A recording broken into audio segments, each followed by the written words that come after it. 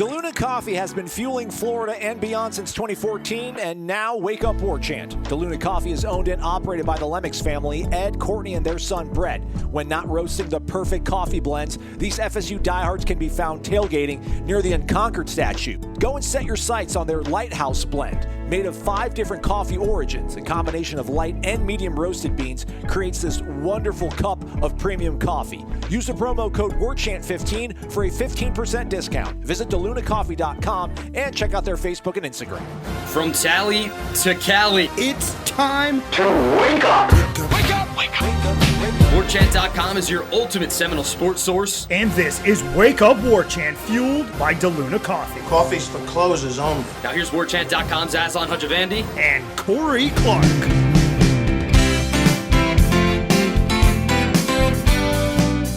Wake up! What's up, everybody? It's Wake Up Warchant, fueled by DeLuna Coffee, DeLunaCoffee.com. Come explore our world of coffee. I'm Aslan Hajavandi. You already know that. Corey Clark here as well. We work for WarChant.com, the ultimate Seminole sports source. Promo code is WarChant30. Thumbs up if you're listening to us on YouTube. We back.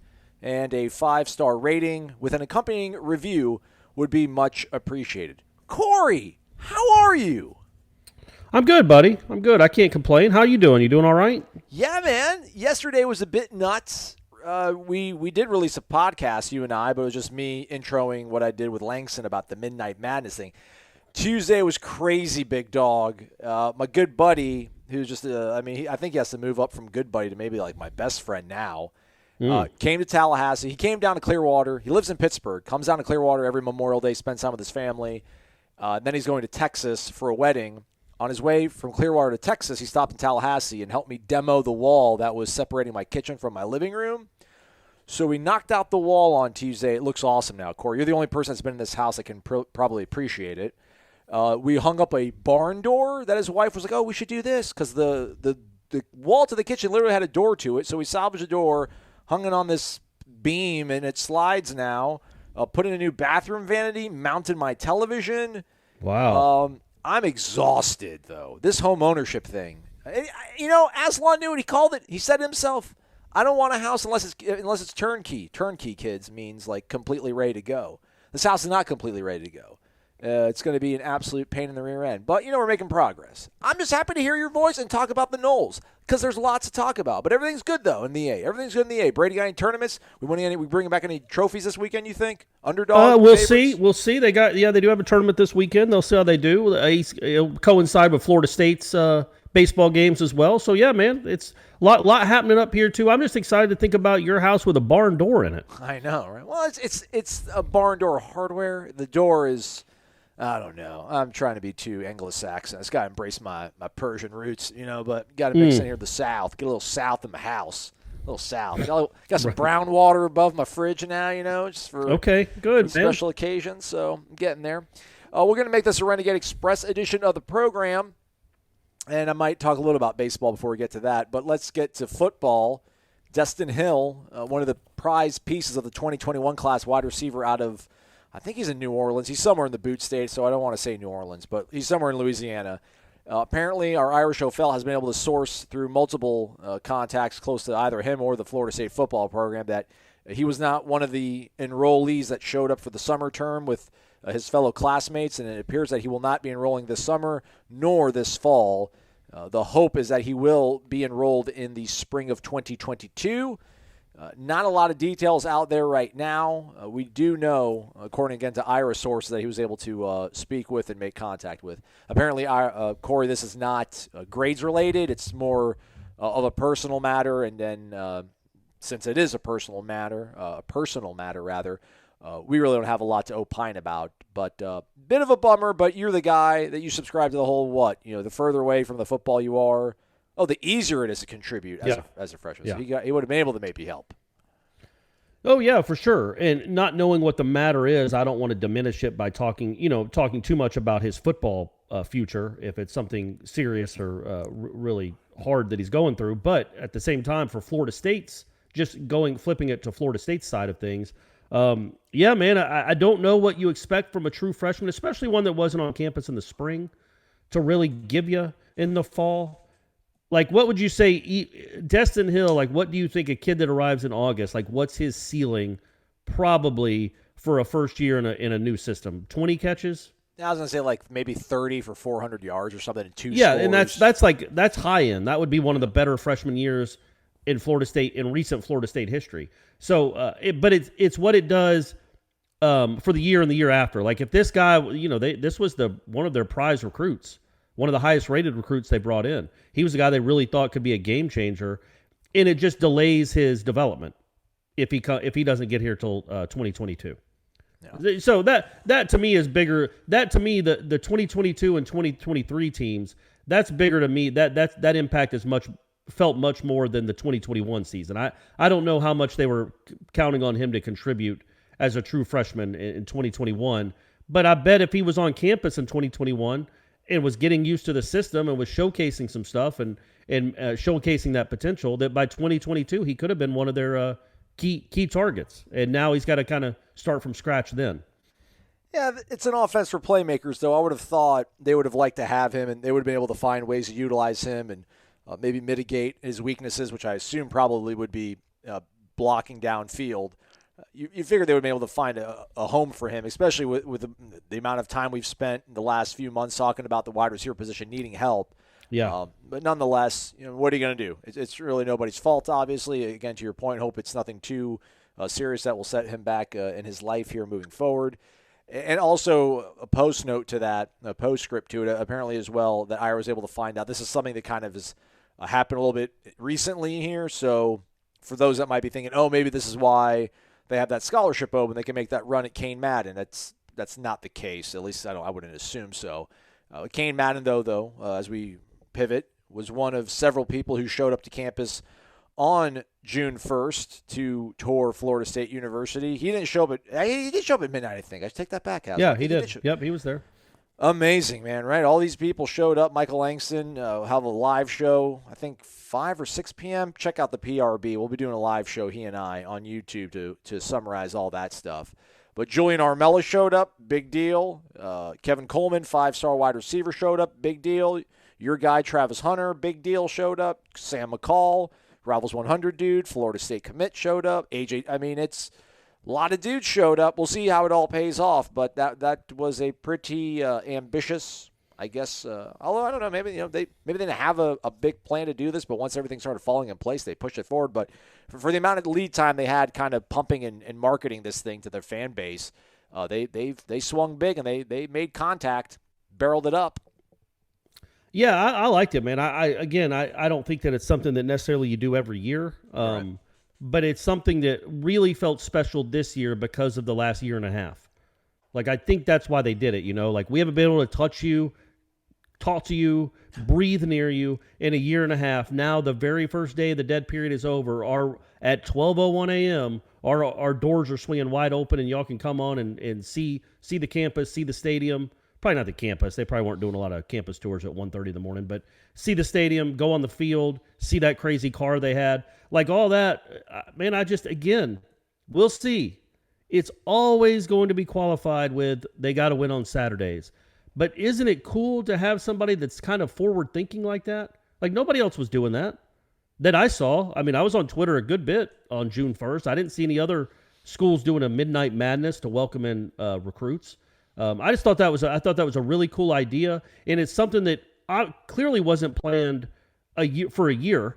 It was something they kind of did on the fly. You would think at least within a couple of weeks, and to be that organized, that structured, to have every coach on the hour tweeting out 10 hours away, 9 hours away, 8 hours away, and then to have like an actual event and so many kids from Vegas flying in for it. That's a good sign, man. It's a good sign. If he can win some games, you feel pretty good about what this guy's doing, because from the football camps around the state to it's stuff that other coaches had never really even thought about, I don't think. And then he's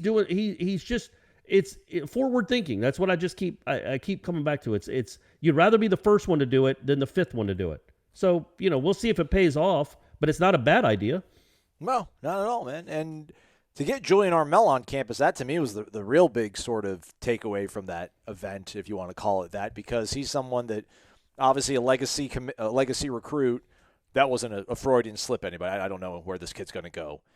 But, it sounded like LSU might have been coming on heavy, and at least with his social media presence, and in Florida State was kind of an afterthought on the back burner. But for him, again, to show up the absolute minute that he could visit a campus and he picks Florida State, that was a great sign. So I will say cautiously optimistic that it all does pan out. Well, and I was going to say, I brought you up on headlines. I think I mentioned your name about thanks, the Saturday Night Live event you went to with Taggart, and we don't have to relitigate the Taggart experiment, but it didn't work out. And one of the things we thought he was going to knock out of the park was the recruiting aspect of it, and he clearly didn't. But you've talked many times about going to that Saturday Night Live event and players walking around aimlessly, recruits walking around aimlessly. It's starting late, no real rhyme or reason or structure to anything. And then you talk about this, literally at midnight, the first day of June 1st, the doors are swinging open.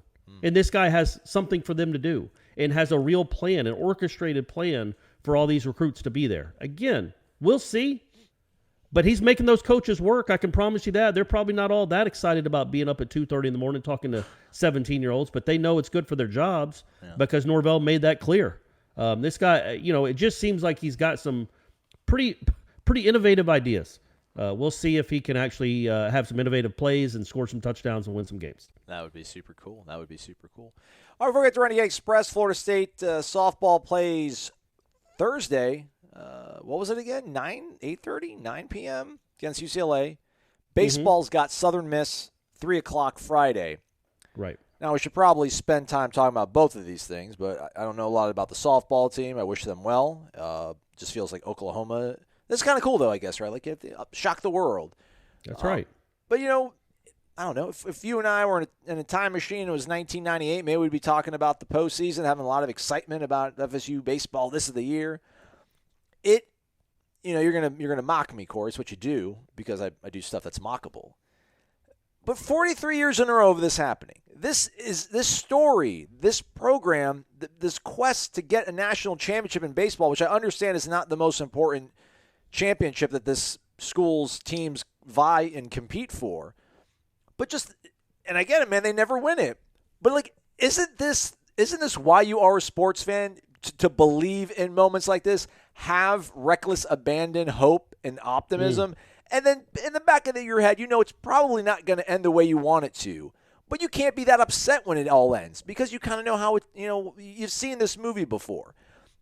This is the one thing I think no matter what, if I was still covering Florida State, wasn't covering Florida State, living in Montana, wherever, I would always be invested in this team when the postseason rolled around. And I want to be one of these guys that would show up on the message board and just start, bearing whoever the coach is.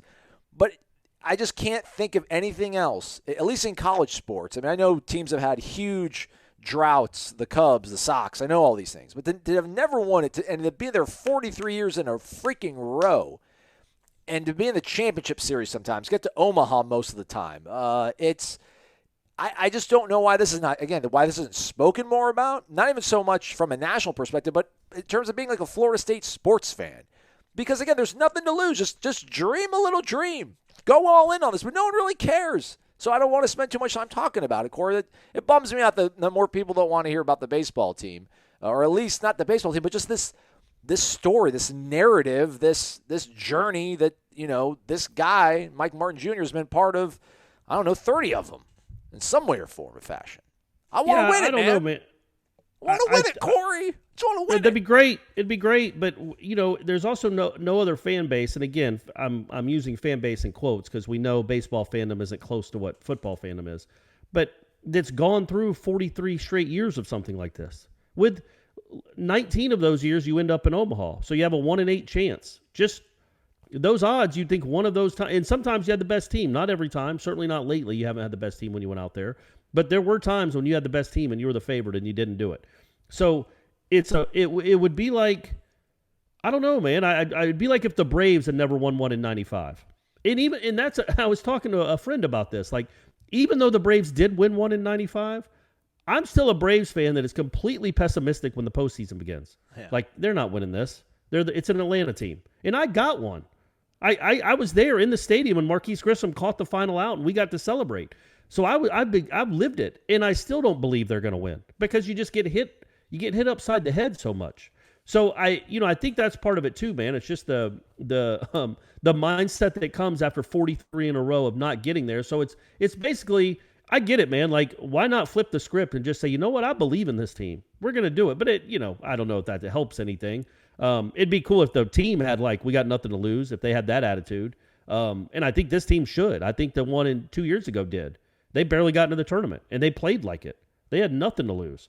So yeah, man, I thought that was the coolest season the coolest postseason I remember Florida State having, just because it came out of nowhere. This could be similar to that, but yeah, man, it's just, I think most Florida State fans expect pain in June because that's all they've gotten for the most part. Now, look, I say that, it's the way you look at it too, right? Like Florida State went from 2008 to 2014 winning every single regional.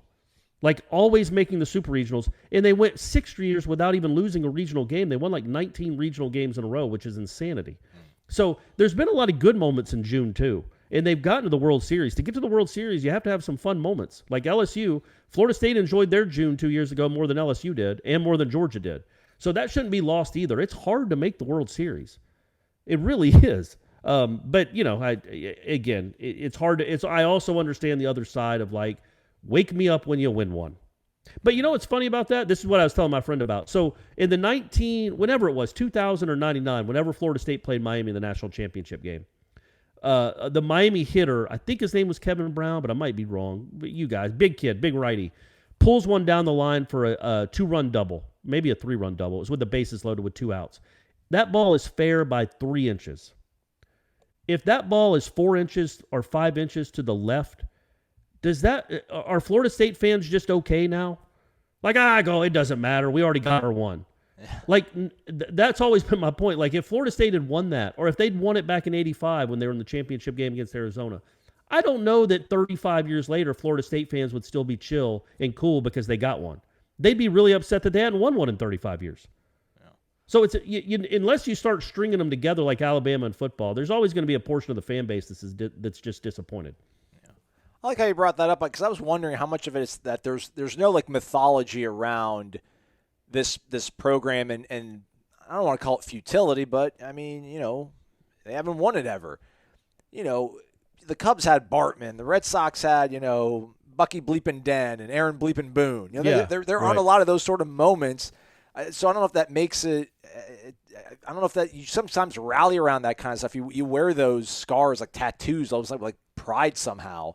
But there's not a lot of those that have happened, which is kind of bizarre. I also think part of that is just a function of college baseball, and it's clear most people just don't care about college baseball. Yeah. Florida State's a little different. They have a fan base again, and we talked about this on headlines too. You go watch those games in Ole Miss this weekend.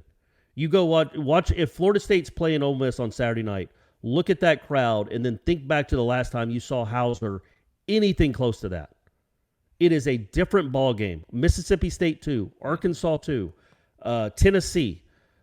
It's bizarre that Florida State, the fandom seems to have waned, even though the program has still kind of been on an even keel. I know they haven't been top 3 in the country in the last 5 or 6 years, but they've still made it to Omaha a few times. They're still one of the best programs in the country. But my point being, it's not. The Cubs fans, there's millions of them, and they live and die with them, and it's a famous sport, and it's a famous team. College baseball just doesn't really lend itself to, David F. and Ross. That would be the one to me that's the closest one for Florida State baseball fans, because that was J.D. Drew's final team. That was the number 1 team in the country. They're playing at home. They give up a 3-run homer to lose on a walk-off on their home field because of stupid NCAA rules to David Ross. And then they battle back to get to the championship game against Auburn again. Well, now they got to face Tim Effin Hudson. So that's a wrap. And that was maybe the best team they ever had, certainly one of them. So you have moments like that, but yeah, it just doesn't lend itself to Bartman, and it's just not a nationally followed sport. Yeah. At least we're not Arkansas. At least we didn't fail to squeeze a foul ball to win it, so could be worse. That's tough, man. That's tough. That's tough. I wonder if they'll invite that guy to the parade if they win it this year. Jeez, that'd be great. Just when you thought the chicken sandwich war was over, it's coming back in a big way with Zaxby's new signature sandwich. It's a double hand-breaded filet, split-top bun, 3 zesty pickles, and if that wasn't enough, it's smothered in Zax sauce or new spicy Zax sauce. That's right, it's such a big deal, we made a totally new sauce to give it the kick it deserves. The other guys won't know what hit them. The new Zaxby's signature sandwich. Have you tried it yet? And don't forget to listen in for the Zaxby's indescribably good Player of the Week every Monday on Wake Up Warchant. All right, let's get on some ponies, man. Let's start with Candy for Noles. So, is this going to be Coach Norvell's most important recruiting class or Travis Hunter's most important recruiting class? Seems like Hunter's magnetic personality that was not shut down during the dead period was and is key for Tribe 22. I mean, he's doing the best he can, Travis Hunter. But I mean, his best LaMarcus impression. Maybe he'll be responsible for bringing all these guys in. Yeah, the difference though with LaMarcus is LaMarcus didn't commit until after Bowden retired, like December. So he was only recruiting heavily for 6 weeks, and I don't know how much he was even recruiting. I just think it was his name. Like, oh, LaMarcus is going there? Okay. I think Travis Hunter's different because he'll have been committed for well over a year. I feel like a year and a half by the time he's signing his name on the page. And he's been actively recruiting for a year and a half. So, yeah, man, it's a big deal. That name really, I do think it resonates among other – I guarantee you there are other big-time high school athletes that are floored by his Instagram stuff. Like, what is that? What? And then that kid's reaching out to them like and trying to get him to come to their school. He's a big name among top 100, top 200 type football players, the 4 stars and the 5 stars. So he does carry weight. And the fact that he's so strong, we'll see. Again, I have no reason to doubt that he is 100%, 180% committed. But still, you never know. You never know in recruiting. That's what I've always said, Aslan. Yeah. An old saying of mine. But if he stays strong to his word, he will be – I think he'll be more important than LaMarcus was to Jimbo. I just do. I think a guy that's committed for that long, that's that big a name from this part of the world where he's 20 minutes from Athens and he spurns them and goes to a team that just went 3-6. Meanwhile, people think Georgia has a chance at a national championship. That says a lot about that dude. It says a lot about his connection with the school and to Norvell. And I think that will speak volumes to other kids. How about them Dogs getting that tight end away from the Gators, Eric Gilbert? Mm-hmm. Thanks. They also got the DB from Clemson. Yeah. Thanks, Kirby. Weakening our enemies. That's right. Kind of them. Can't wait for Georgia to lose to Alabama again. And probably Florida. Travis Hunter has been committed since March 3rd of 2020. So 15 months and counting. So by the time he signs, he'll have been committed for 23 months. That's for a kid of that level, and again, to a school that has not won in 4 or 5 years. That's really remarkable to me. Like that would be an all-time signing.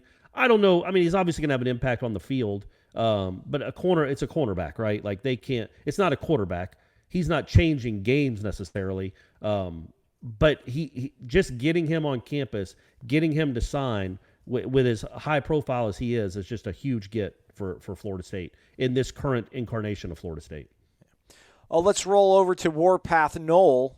Wake up. Aslan, you did not seem impressed or excited by the Midnight Madness, but it does seem that the recruits loved it and were super excited. Have you changed your view on it? No. XDQ004. Sorry, guys. It's a very fair question. What can I do about it? Maybe I'll be serious.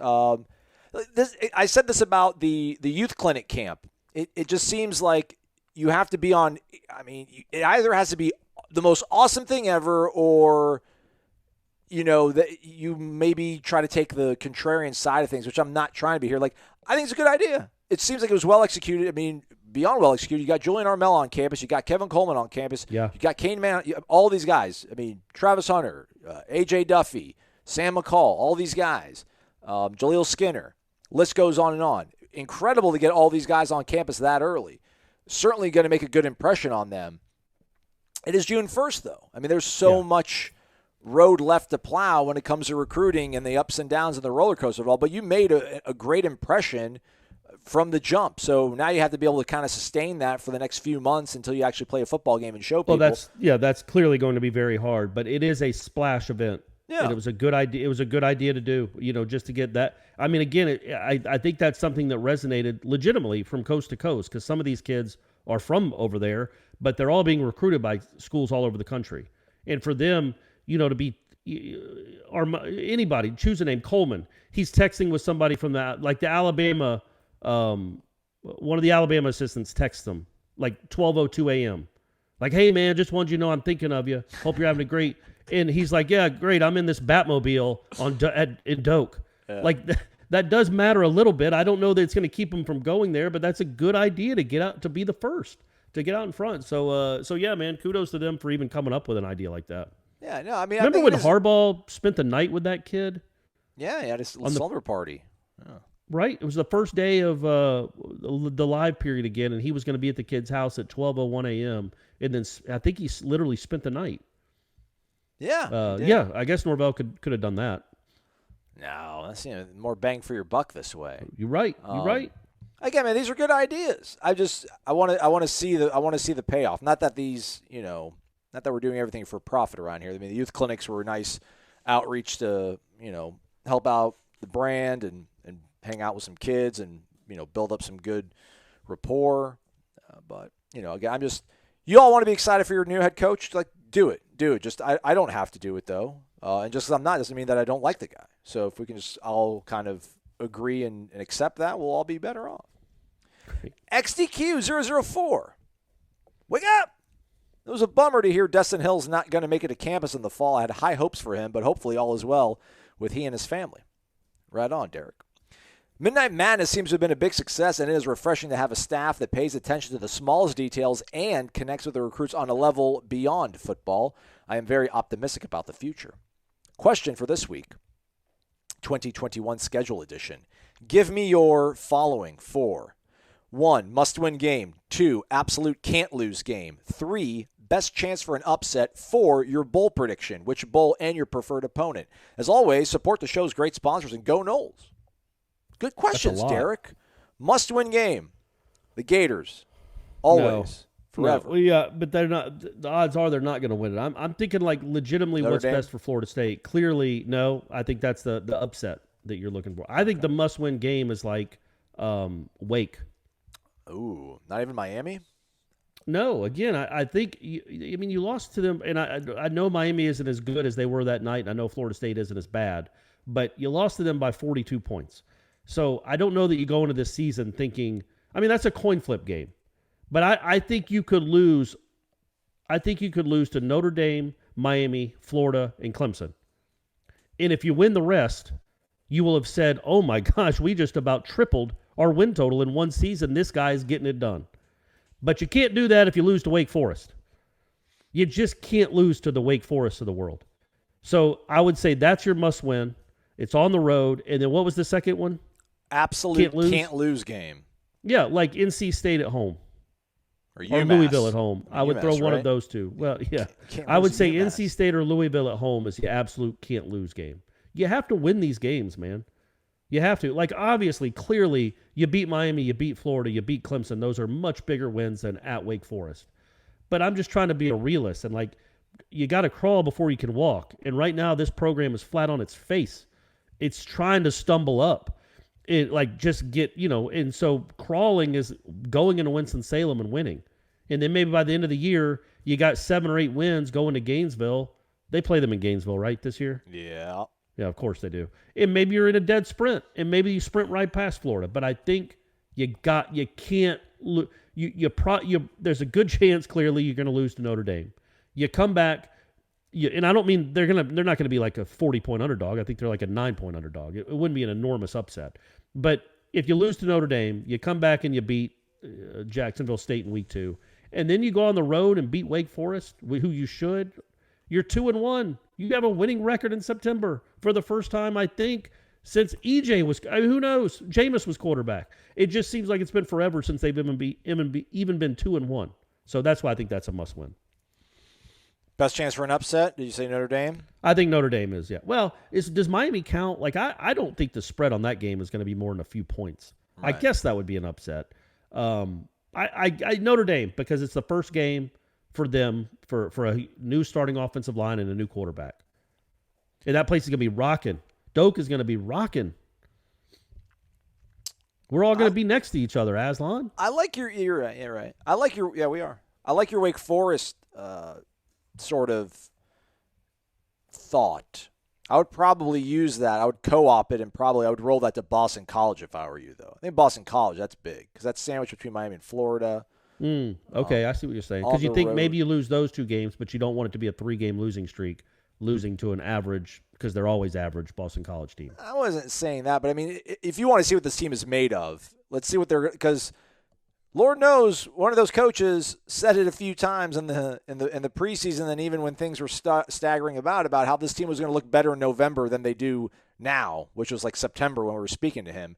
And I don't really know how much better, sans Jordan Travis, this team looked from September to November. So, with that sort of being said, November, cold, blustery game probably in Chestnut Hill, sandwiched between the Miami and Florida game. No bye week, by the way. Good grief, that's brutal. They've got Clemson, NC State. They're at Clemson, NC State at home, Miami at home, at Boston College, at Florida. Woof. I mean, you're looking. I don't know. I mean, you go. Well, that's what I'm saying. You could play really well during that stretch and go 2-3 or 1-4. Yeah. Well, not really well. You could play well and go 2-3. That's why it's paramount. It's imperative that you win those early season games before the schedule really turns. Yeah. As for bowl prediction, which bowl and preferred opponent? I don't know. Like, give me. I don't know. Like, I want to. Let's say in Florida. Let's say somewhere sunny. Let's do like Outback Bowl. Give me Ole Miss. I want to see Lane. I want to see the one that got away versus Mike. Let's see who can outfox the other. I'll take that. That'd be good. I was going to say, right? Wisconsin. I like Wisconsin in the Outback Bowl. Okay. Somewhere in that Tampa area. That'd be fun. Okay. All right. Apparently, or Memphis. All right. Yeah, that wouldn't be bad. Apparently, the San Diego Credit Union Holiday Bowl is also an ACC tie-in.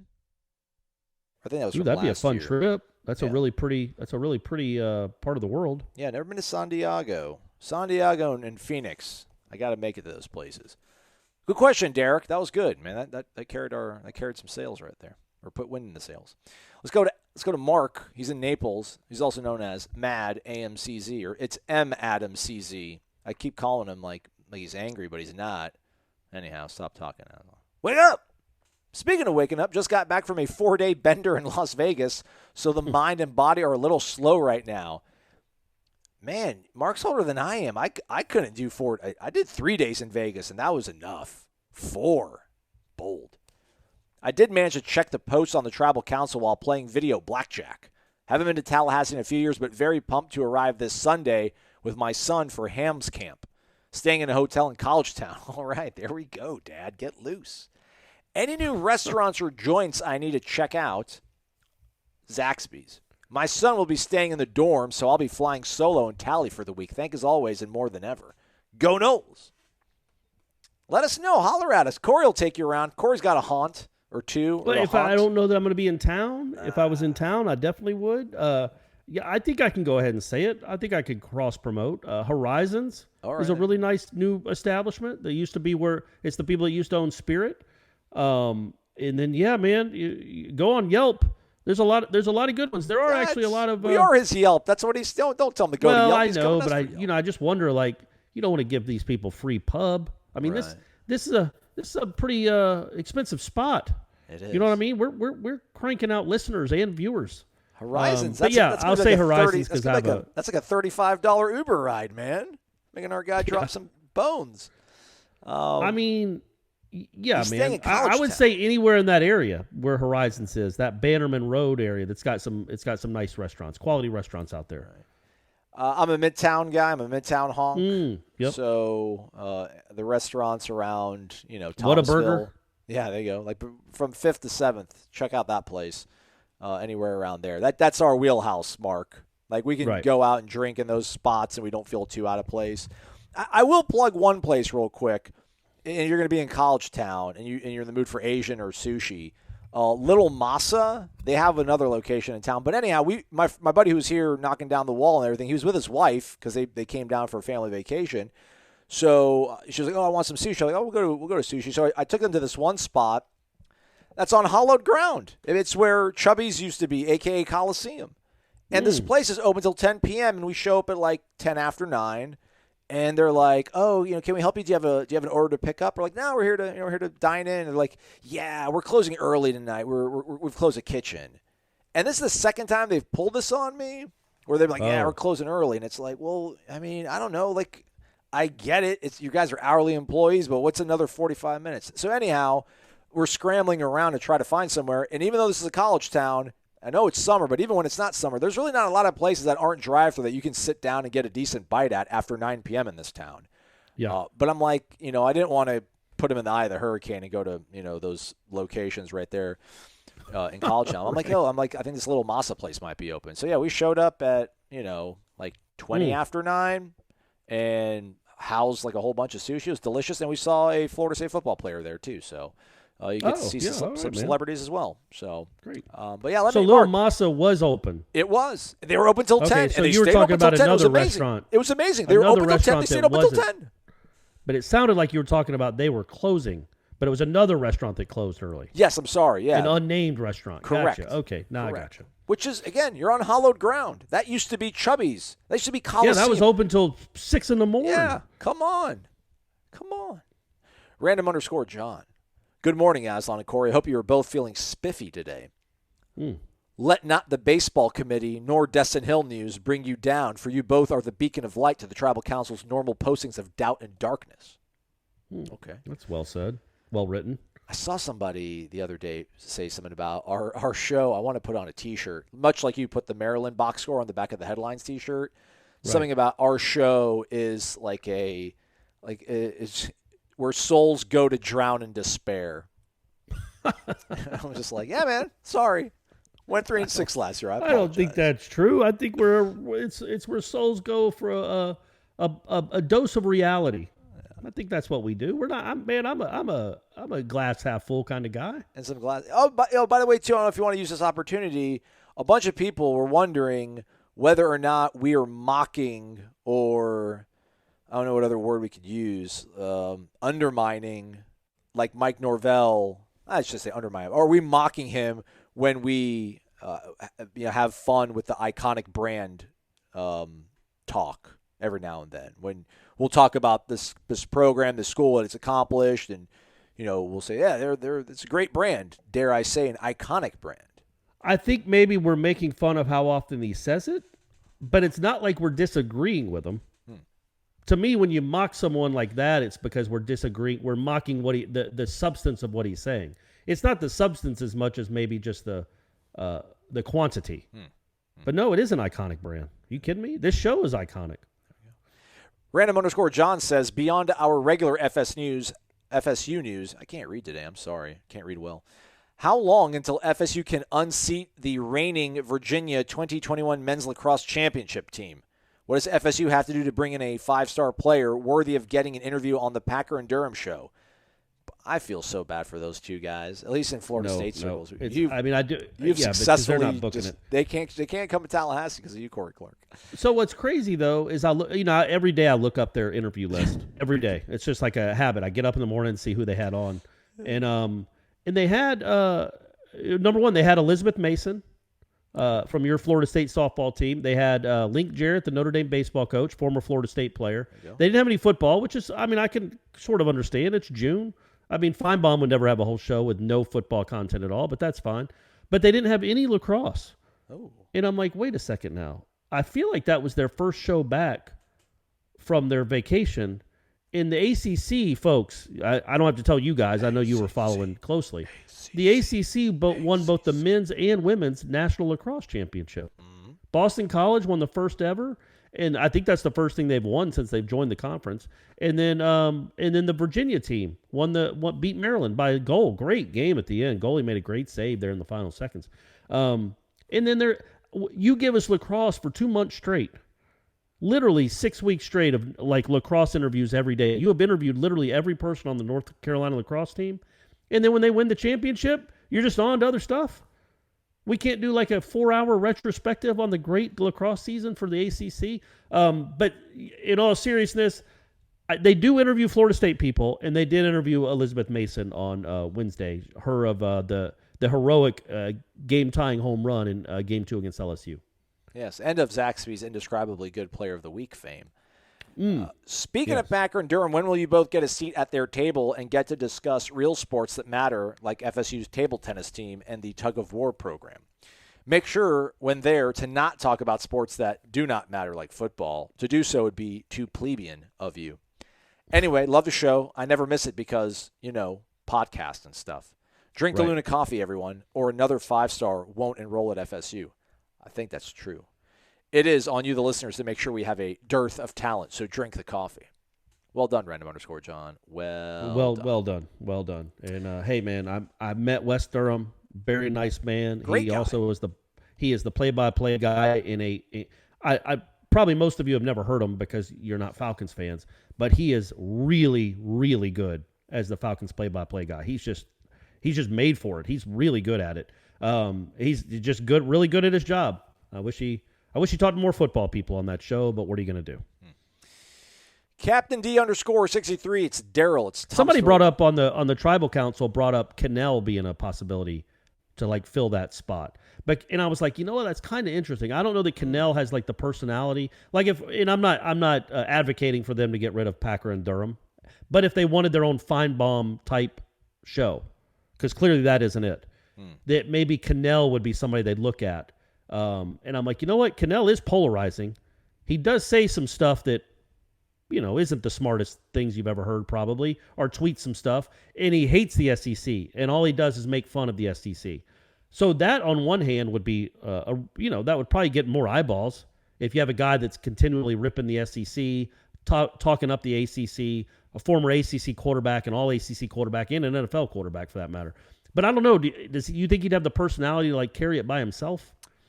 No, I don't think so. I mean, because Feinbaum but if he had was somebody so that could keep him in line a little bit. Well, that's the thing. If he tries to go full Feinbaum in football, he'll be okay. But when he was on Russillo's podcast or like Russillo's show when Scott Van Pelt left, like Russillo carried that whole thing. I mean, because you can't talk about just college football on an ESPN radio show. So when you're talking about basketball, I mean, he would defer totally to Russillo because that's Russillo's thing. But I like Cannell. I thought Cannell did a pretty decent job. But I think if you had like Dallin certainly seems to have some strong opinions. Yeah. But if you had him and Cannell together, something like that, maybe for the afternoon, maybe to compete against Feinbaum, I don't know. Yeah. And it was football centric, basketball centric. I think that would be really good, man. I think just because, look, man, Cannell is going to say some stuff that's going to make people roll their eyes, and he's going to get a lot of feedback on Twitter. But that's what you want. You want engagement. I hate to say it. I am not one of those people that's write stories just for clicks. I do not tweet things just to get a response because any publicity is good publicity. I'm not one of those people that does that. But there are people out there, and clearly Feinbaum is one of them. And his listeners, his callers really kind of are, really. He just kind of plays the referee. But, yeah, if they're looking to make a switch like that and have an ACC homer as a football guy, I think Cannell would do all right there. Tough line to walk, though. I mean, I think he even said he was on Russillo's podcast a few months back, and like he even said that he thinks that probably his sort of anti-SEC stuff put his head on the chopping block when they did have layoffs. So, hopefully that wouldn't be the case when you're in the ACC network, baby. Yeah. That's all we're about. You talk lacrosse and you make fun of SEC football. That's what I was thinking about when you were talking about getting more eyeballs on your show would be a good idea. If they had it on cable in Tallahassee. Well said, Aslan. Hey, one of these years, one of these decades, it's going to happen. By the way, I was thinking something else we could do with our YouTube stuff is because I'm on YouTube a lot. Like I'm not watching kids play video games like Brady is, but like I'm watching highlights and I'm watching just a lot of different content. If you put like an exclamation point after something, okay, like Corey goes off on. Right. Aslan goes off on Norvell with 5 exclamation points. That's gonna triple it a little bit. Yeah. But the thing is, the reality is we don't go off. We just talk how we talk. But you sell it in the headline. Aslan rips the ACC with 6 exclamation points. All right, I can see about hey, that. Something to think about. What do we rip Feinbaum? What did we rip? We ripped something. Did we rip anything in the show? Not yet. Okay. Well, there's still time. Give us time. Give us time. Well, we'll take this last question here. We got a few more, but I think we'll do a show tomorrow just because softball will be playing a game while we're recording this, and well, no, I mean the following day. Anyhow, I'm speaking out loud. I just need to stop doing that. Just stay on script, Aslan. Captain D_63. Wake up to the best podcast on the planet, or even podcast. Did I say podcast? It's fine. It's fine. Hey, show's almost over. You've done a good job. Corey, I hope you and Aslan are doing well today. Congratulations to the baseball team on making the regionals for the 43rd time in a row.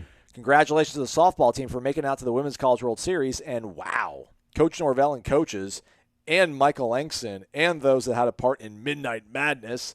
What a show you all put on. Coaches, great job on greeting each player and family member. Great job on recruiting and showcasing our university and football program. And Michael and those that put the content on warchant.com for us to read and watch, thank you. Just wanted to give you all a special shout out.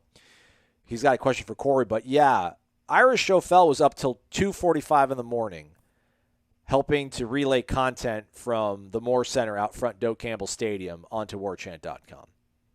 Let's not forget 5-star Chauffel. Mm-hmm. I can't believe that. I mean, that was – we should have gone, Corey. We should have gone to cover the people covering the event. Now, that would have been that actually isn't a bad idea, to do a video, like a behind-the-scenes video of like when Langston and Austin got there. Yeah. And then we got Ira on the phone as he's falling asleep. Wake up. Wake up. We just keep yelling at him. Wake up. There's more news coming. He's in the Batmobile. You got to stay. You got to get this on the site. Yeah, man, that's not a bad idea. We got to start thinking like that, Aslan. Yeah. A little outside of the box with some behind-the-scenes YouTube-type stuff. All right, Corey, I should have probably read this at the top, but it's another Midnight Madness question. Corey, quick question for you. How much of an impact do you think Coach Norvell's Midnight Madness had on recruiting to start things off for the summer? Drink your DeLuna coffee, sign up for warchant.com, hit the thumbs up button, and go Noles. God bless you guys, and thank you all for making our day and doing these podcasts. Well, that's awfully kind of you. Thank you, Gerald. It's really hard to quantify it, right? Especially right now, right? Well, actually, I don't know. Yeah. Let's be prisoner of the moment. I mean, there's got to be great buzz. You know, I mean, yes. Should we just worry about that, not the big? No, and buzz is a big deal in recruiting, momentum. I believe in all that, but also at the end of the day, these kids are going to go where they think they can make the league and win games. And you can drive around in 7 Batmobiles. You got to show. You got to have the family atmosphere. I do think is important. The interest, the love, as they say, I do think is legitimately important. But I don't know that it's as important as in making the splash and Hunter and all that. They're going to want to go where they think they can win games and make the league. All that other stuff, to me, other than some kids with academics, that's probably a little bit more secondary. The family, the vibe, the love they showed, all that. But it certainly helps. It was a good idea. I don't know that it made a huge impact. We will see, right? We'll see in the coming weeks and months. But I think it. I mean, I really do. I think it's a big deal with the fan base. Listen to these questions. Like, after the 4 years that we've gone through since the 17, when your national championship head coach basically stopped recruiting, until another head coach was kicked out after 2 years, and then you had a pandemic. There has not been a lot to feel good about on the recruiting front with your football team, one that usually recruits with anyone. And so for this to happen, and the football camps notwithstanding, which I also think is a good idea, this just, I think it emboldens the fan base a little bit, and it reinvigorates the fan base to see a head coach doing things like this. Like, I know he's not recruiting the fan base necessarily, but they certainly seem to be buying what he's selling. Now, it's probably more important at this point to get the 17-year-olds to buy what he's selling, but I do think it's making an impact with the fan base, and I don't think that can be discounted as not mattering. I think it does matter, especially after what happened with the last 2 head coaches. For this guy to be looking like a forward thinker, an innovator, a hard worker, you can't overstate how much that could mean to certain fans. All right. But we'll see what it means to the recruits. Indeed. I think we'll do another show tomorrow. What's that name of that car that he's in? Did you see it? The one that was on the field? Yeah. I don't know exactly what it is called, but It looks like something Batman would drive. it would. Yeah, it's very hip. It's very hip. And it's cool. It's the garnet and gold. It's got climb on the back. It's a cool little vehicle. Yeah, harkens back to the time when Dominic Robinson and Ahmad Carroll were here, and Ahmad Carroll was going to be Batman. D-Rob was going to be Robin. Like Ahmad Carroll had like a Batmobile. Did we have a Batmobile for him, or was somewhere else had a Batmobile for him? Oh, they might have, yeah. Ahmad Carroll and D-Rob did not end up being Batman and Robin, and neither one had great college careers, you wouldn't say. Ahmad Carroll though had I think he had a cup of coffee in the league though. Well, I know he was a track star. Like he's from Georgia, and he was a huge track star. But I don't know what he ever did on that front either. But that's neither here nor there, Aslan. That was 20 years ago. We're talking about T. Hunter. Yeah. On the way out, T. Hunter and Caden Madden. Yeah. On the way out, apparently Krzyzewski's done after this season, and John Correct, Shire has been approved as the next head coach at Duke basketball. So, And anytime that happens, because obviously Roy Williams is retired. And now Krzyzewski's announced his retirement. Boeheim will probably sign a 12-year extension. But you always start thinking about Hamilton. And, okay, he's as old as they are, or in the same age bracket anyway. So what is Florida State going to do when that happens? Because I can guarantee you 5 years ago, 6 years ago, if you had asked Duke fans, who do you want to be your next head coach after Krzyzewski retires, John Shire isn't on the list. no. That's not even a possibility. I don't even know if he was on the staff then.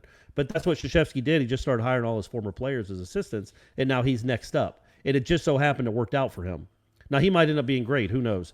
But it worked out. Like, Chris Collins came and went. Amaker came and went. Wojo came and went.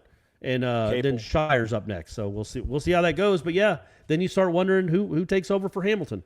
And it'll be really interesting. Whoever the AD is when that happens, that's going to be a really interesting decision for them to make.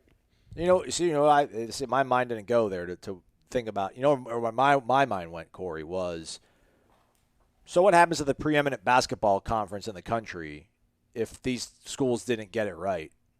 Like, what if Hubert Davis is, closer to Guthridge than, right. Or Doherty. Yeah. Yeah. What if Shire is not, I don't know, he's not Juwan Howard. If he's not Juwan Howard, if he doesn't get, he's not a former player, leads his alma mater back to great heights. I know Duke and North Carolina, they're so invested in basketball. It means so much to them. They will continually swing a big stick at the piñata to keep that thing going and producing. But, Dan Mullen signed an extension, almost $8 million a year. He's now the third highest paid coach in the SEC behind Saban and your boy Kirby. Mm-hmm. That conference is just, what's to say that I know I'm not saying Alabama and Nate Oates are going to take over the world, but I don't know. If they can have more money and blue bloods start falling on rough times. What happens if Kentucky capitalizes on this, or what if Tennessee and Rick Barnes becomes a power or something? Imagine that. That's what scares me. Well, did they become a basketball conference too? Yeah, what's to stop them from taking everything? Baseball just kind of up for grabs. Nobody really cared about it, so they were like, well, we'll take this. It's like Monopoly. They're just like, I'll take Nebraska. Well, I'll tell you what. Sure. They can take lacrosse from my cold, dead hands. They're not getting lacrosse. We're hanging on to that with all our might, with our lives. So good luck with basketball and football and baseball. We got lacrosse. Oh, we should have gone. Hey, congrats to Clemson's golf for winning the men's or the women's national title. I don't know. Maybe they won them. I don't know. They won something. But Florida, we should mention on the way out, Florida State golf, they did qualify for the match play for the first time since 2010, which is nuts. So that was the last time they did it. Was the last I covered it in Tennessee and sweated through my belt and watched Koepka play Patrick Reed. That was a long time ago. Wow, it was a long time ago. Brady was 2.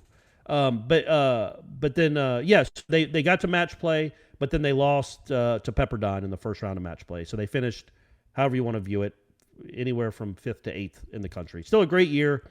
And, they only won one match in their match play. In the 5 matches, they only won one. But guess who won it, Aslan? I don't know. I was looking something up. Oh, John Pock. John Pock. All right.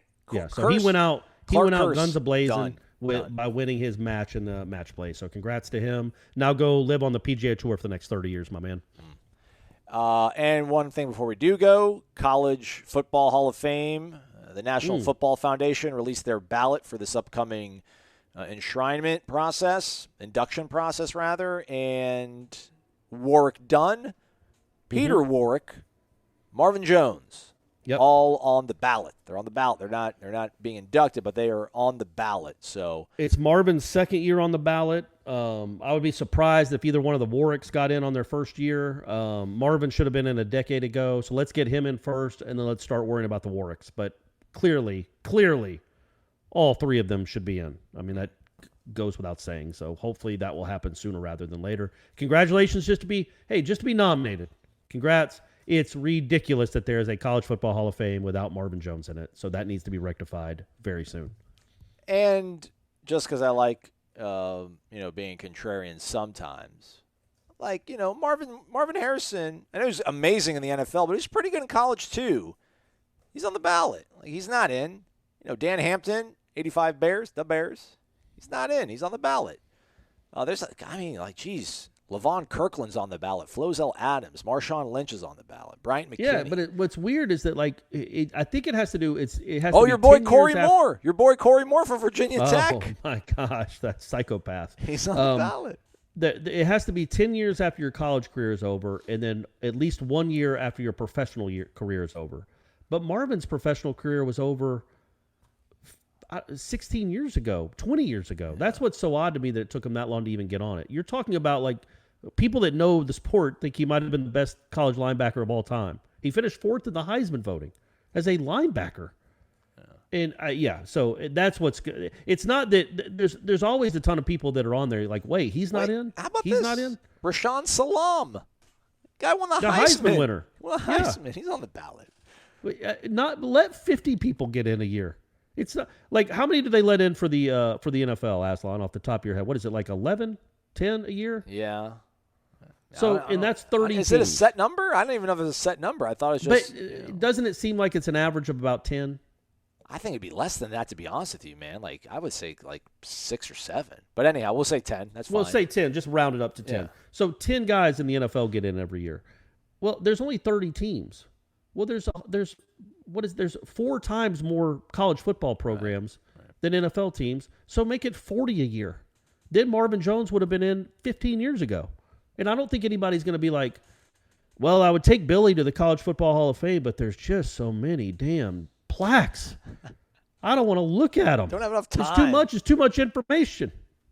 So hopefully they'll rectify that very soon. The Warwicks both deserve to be in, clearly, and then Marvin Jones should be in right now as we speak. All right, that's a wrap for us on the program, but do stay connected to warchant.com. I'm sure we'll have a game thread of the Women's College World Series with Florida State taking on UCLA.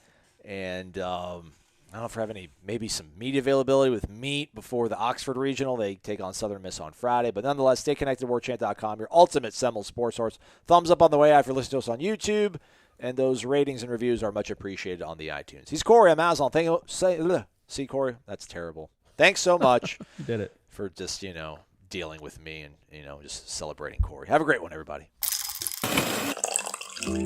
Come explore our world of coffee. DeLuna Coffee features over 24 different blends. DeLuna's unique roasts can be delivered ground finely for drip coffee makers, coarse for the craft crowd, untouched as a whole bean, or even in convenient K-Cups. Founded in 2014 by the Lemmix family, Ed and Brett are FSU alums and boosters who are extending a special offer to all listeners. Use the promo code WARCHANT15 for a 15% discount. Visit DeLunaCoffee.com and check out their Facebook and Instagram.